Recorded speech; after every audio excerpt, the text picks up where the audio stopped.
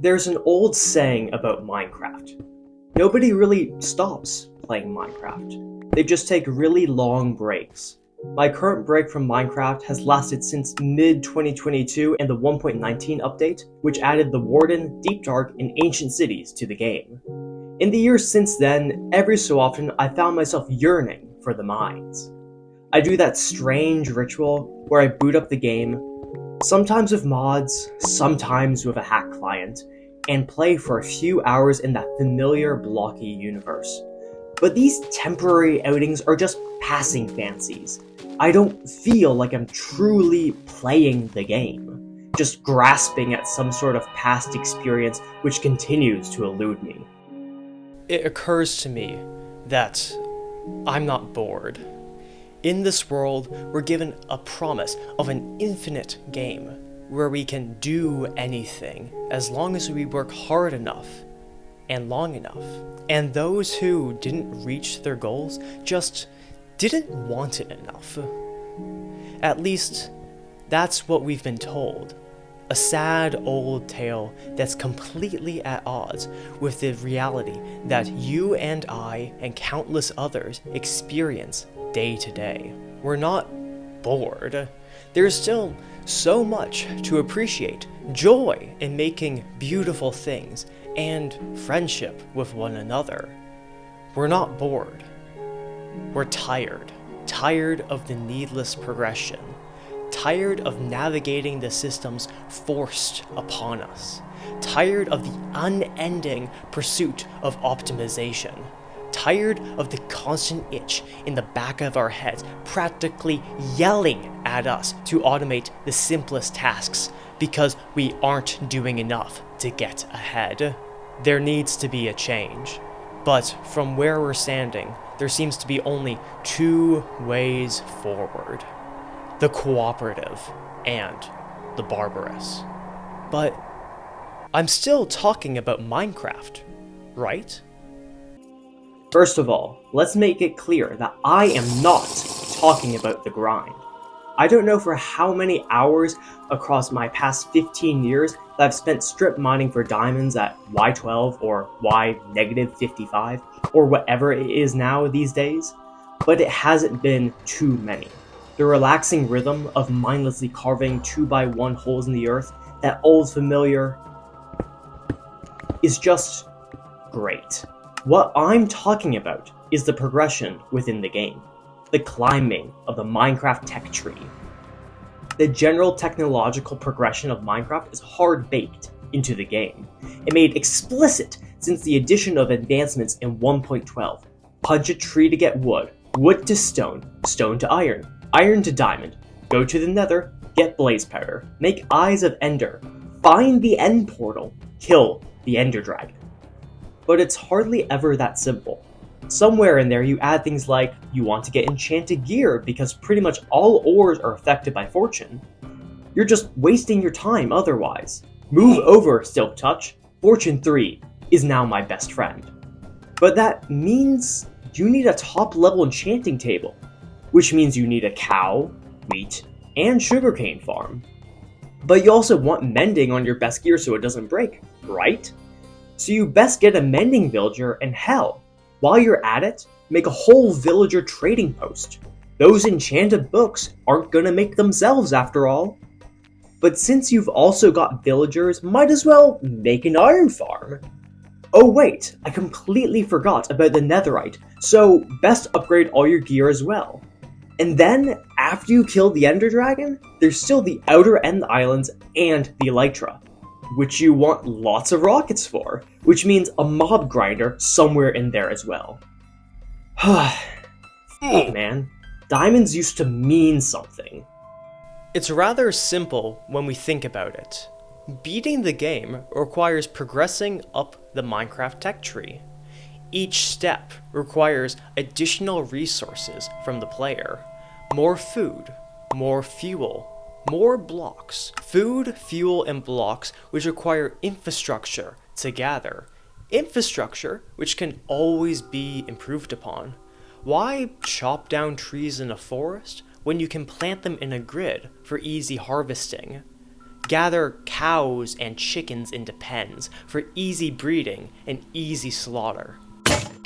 Put hoppers underneath the chickens and dispensers next to the pens to automatically collect and shoot out the eggs that they lay.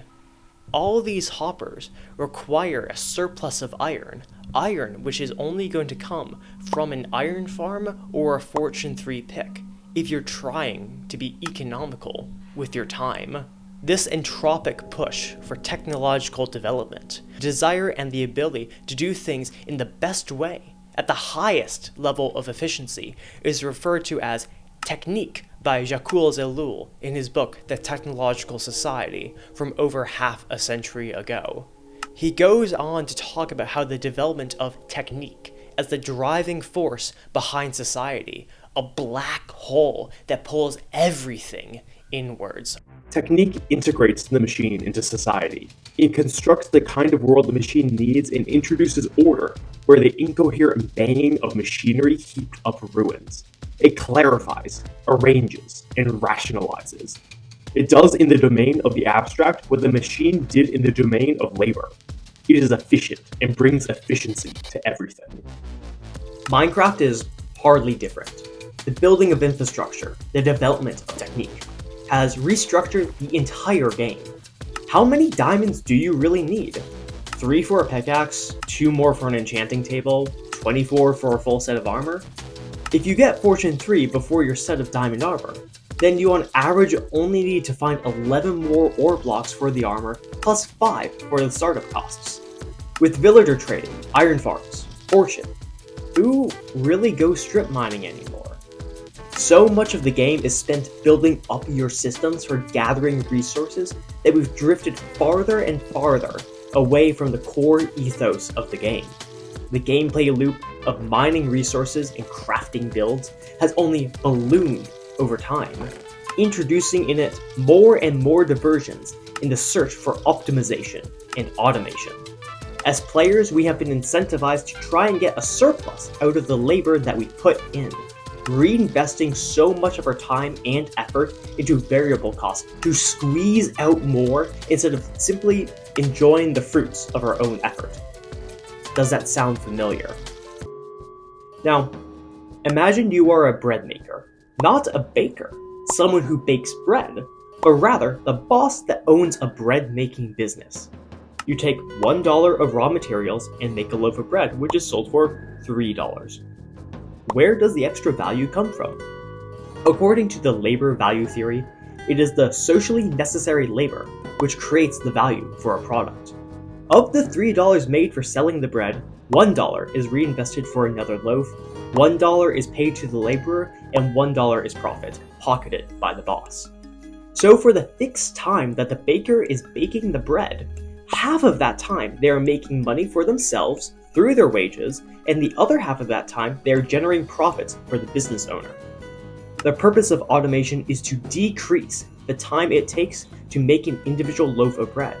But instead of just calling it there, the boss maintains wages and work hours, making more bread and increasing total profit. The fixed cost of the extra technology is spread out between the production cost of each loaf, but the proportion of the profit to the wages increases. Costs increase, profits increase. The worker might make more money as the proverbial pie increases, but the relative share decreases. Sound familiar? It's common knowledge that in America, wealth inequality has spiraled out of control. The top 1%. Around 1.3 million households hold over 30% of the wealth. In the late 80s, the top 1% held only about 22% of the nation's wealth. The distribution of money in this country is not only uneven, but wildly imbalanced. In 2023, the median household income was around $78,000, meaning that half of the families in this country make less than that. In 2023, over 36 million, more than 10% of the US population, lives in poverty. While only a symptom of a greater issue, over the past 50 years, wages have remained relatively stagnant, and the cost of living has only gone up, along with GDP as well. So, if more wealth is being generated, if there's more money circulating, then why aren't we seeing it? The web of different interests is rather complicated, but it reduces to a single thread. Class interests. In the market economy, especially a market economy where businesses are publicly traded and much of their valuation comes from investor hype, there are certain incentives. The capital owners don't just want more money, they are forced to squeeze for it. In fact, companies can be sued for not generating shareholder value. The market demands increasing growth. Businesses must squeeze harder and harder just to keep above water. When there are no more costs to cut, when optimization isn't enough, you lose the infinite game. The market may be built on investor hype, but downturns have very real consequences. This is just one of the many inherent contradictions within the system. How can you have infinite growth within a finite system? To maintain the increase, growth will stop reflecting real production, and instead it will represent a bubble of investor hype built on top of the real economy. Are you telling me that when a company's stock drops by 10%, they just lost a key to 10% of their warehouses? No, obviously not. When so much is at stake to maintain investor confidence, capital owners lobby the government to acquire contracts or change the rules, guaranteeing them future profit. I started playing Minecraft in 2012 on Pocket Edition. You know, the one that would eventually lay the groundwork for Bedrock. These worlds were limited to 256 by 256 blocks, with a blue void on the edges, and no caves beneath. Eventually, I started playing on PC during Minecraft 1.5 back in 2013, and played rather consistently for 3 years. During my senior year of high school, I joined a small server right before the release of Village and Pillage. Not much had changed in the past 3 years, despite the texture overhauls, various new colors, and the reworked oceans in 1.13. But the game didn't feel the same. I wasn't the same either. I had grown as a player, learned how to play video games better, and explore the technical side of Minecraft. Secretly, I played with a hacked client, climbing up walls and using X-ray cheats to gather resources faster. I wanted more out of my playtime, so I began optimating the process, poisoning my experience. After squeezing until I couldn't anymore, and losing enjoyment, I griefed my base and left the server. I then took a break from Minecraft until summer 2020, with eager anticipation for the second half of Caves and Cliffs. I and 2 others created a server together, but with an interesting stipulation. This Minecraft world would be limited to 1,000 by 1,000 blocks, meaning that we would not only need to be resourceful about the things that we created, but forced to build up our systems within a limited space. While our admin hacked in things like an end portal for us, the rest had to be done by hand. But the true strength of the server came from the villagers. You might not think of it this way, but one of the biggest automation updates to Minecraft came within 1.14, Village and Pillage. In the rework, villagers could now be assigned professions through different workstation blocks and would progressively level up trades as you did more and more exchanges. Master level villagers would sell you everything from enchanted diamond armor to golden carrots and bottles of enchanting. In fact, some items, like mending books, could only be reliably gotten through villager trades. Trade prices are of course dictated by your reputation with the village, with a higher reputation being tied to lower prices. This, of course, can lead to certain emergent strategies. In order to extract resources from the villagers, you're likely to build a trading hall, effectively pens, where villagers are permanently held for player convenience. To drive down prices, you can intentionally expose a villager to zombies, and then cure them, with such a heroic act impressing the whole community. Never have mending books been so cheap. Likewise, villagers when frightened will spawn an iron golem to protect themselves. Iron golems, which can be easily funneled into killing chambers to harvest their metallic flesh. Instead of strip mining yourself, create a machine that turns the eternal fear of villagers into unlimited iron. Millions of Minecraft players do not eat pork for personal reasons, but then why does the player base have no issue with holding slaves? This is simply because the systems of the game incentivize certain behaviors from the players. In this scenario, where propaganda drives down the value of the villagers' labor, where their whole lives revolve around what can be extracted from them through trading, and their perpetual terror fuels your industry, the life of a villager is pretty terrible. But what have people done in the past to oppose the inhuman threat of automation and the advancement of technique? The term Luddite is used to mean someone who rejects technological advancement. But did you know that there were actually a group of people?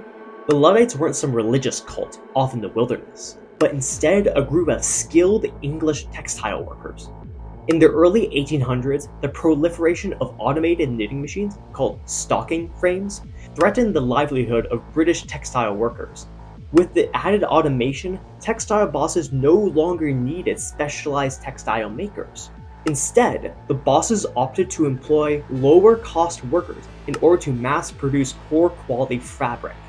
By depressing wages and increasing production, this allowed them to rake in huge profits on the backdrop of an economic turmoil due to the Napoleonic War. Groups of textile workers organized mass efforts where they destroyed the machines that were replacing them and their high-quality work with low-quality slop. They sent letters to government demanding limits on automation, increased wages, and an end to child labor. These letters were signed with the name Ned Ludd, a folk hero famed for destroying knitting machines. Naturally, the government sided with big business and industrialists. The response was brutal. Thousands of troops were deployed to suppress the saboteurs. Luddite leaders were hanged. Mass arrests were used to quell the movement.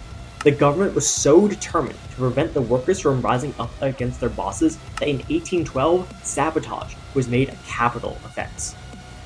Lord Byron, a famous noble and poet of the time, remarked, "I have been in some of the most oppressed provinces of Turkey, but never, under the most despotic of infidel governments, did I behold such a squalid wretchedness as I have seen since my return, in the very heart of a Christian country."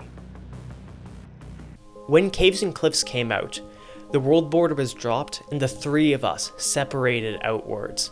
We built our bases thousands of blocks from one another, and one of us became bored and left the server. After so much time limiting the progression of the world, the rapid expansion outward, the focus on building up our own systems made the game lose its feeling. Me and the one remaining player came together and built a industrial-sized item sorter, but when it finished, there was nothing holding us to the server anymore, no matter how many hundreds of hours we had spent on it. When Caves and Cliffs Part 2 came out, we both returned to the server and we found a tall mountain with ravines and caves beneath. We then spent the next half a year building a glorious but humble castle that to this day remains my favorite build that I've ever built in Minecraft. Despite many players' best memories coming from the experiences that they had together, Minecraft's push for automation has only continued. Allays allow for physical item collection. Tricky trials increased the amount of exploitable mob spawners and added literal loot boxes. 1.21 even automated crafting, something that used to be limited to direct player input. As time goes on, we drift further and further away from the familiar gameplay loop. There are inherent contradictions within Minecraft. Players are given truly immense worlds to wonder at. but are incentivized to exploit the resources and torture the mobs in the name of efficiency. But as with every update, the number of blocks within the game becomes larger, the tech tree gets more complex, and the world gets more built up.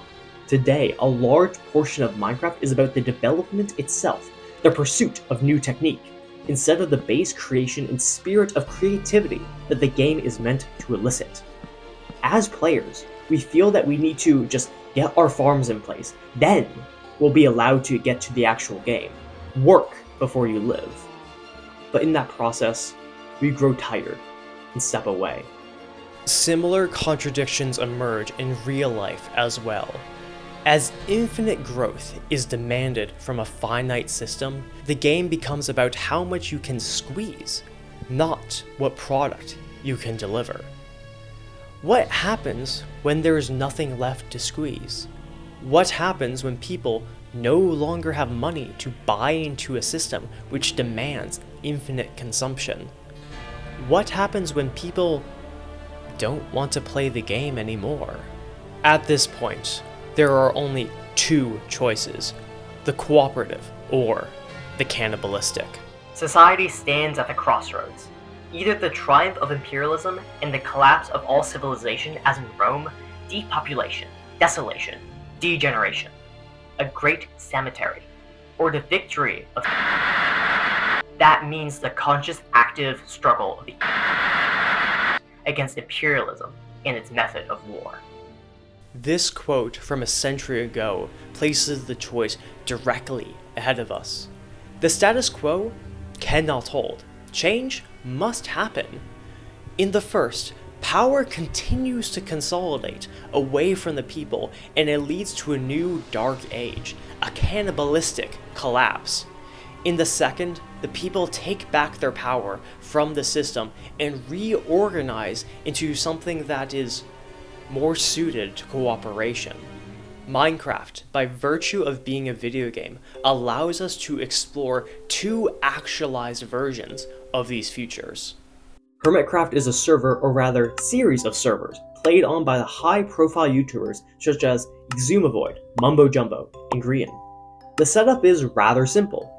These good faith players cooperate and create impressive builds for each other and their audiences. While individual players might fill niches and specialize in certain items to sell to the rest of the player base for diamonds, this is mainly just set dressing. When everybody already has their needs met, the exchange of currency is a mere incentive and time saver, allowing the players to focus on their art. Additionally, there are sometimes narratives across each season, large world-changing events that the players must work together on to fix. Every so often, the server is reset to keep things fresh, and allow for the creators the freedom to redefine themselves in the new world. Even on Hermitcraft, they aren't able to escape Minecraft's inherent contradictions of builds and systems, but they play along for a while. By focusing on cooperation and achievement instead of automation, Hermitcraft tries to move past the drive for technique. With the aid of numerous data packs, including ones that help members know who is online, and simple quality of life increases, Hermitcraft is a server that is built by players for players, creating an environment that allows personal creativity to truly flourish. Cooperation uncaps personal achievement. Then there is the Barbarous, the Cannibalistic, a server where a lack of rules and deference to power has created one of the most notorious environments in the history of Minecraft. 2B2T, the oldest anarchy server in Minecraft, is everything that barbarism promises. 2B2T's answer to Minecraft's contradictions are twofold: limit the technological growth on the server and allow players to dominate one another, squeezing whatever they can out of the population.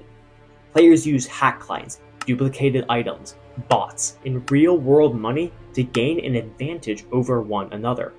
During the server's various incursions, armies of bots and enslaved players were used to complete various mega projects to temporarily unify the player base. The Spawn Mason logo consists of over 28 million obsidian blocks, and the Nether Spawn excavation project mined over 300 million netherrack. 2B2T also has not one, but multiple completed world border highways.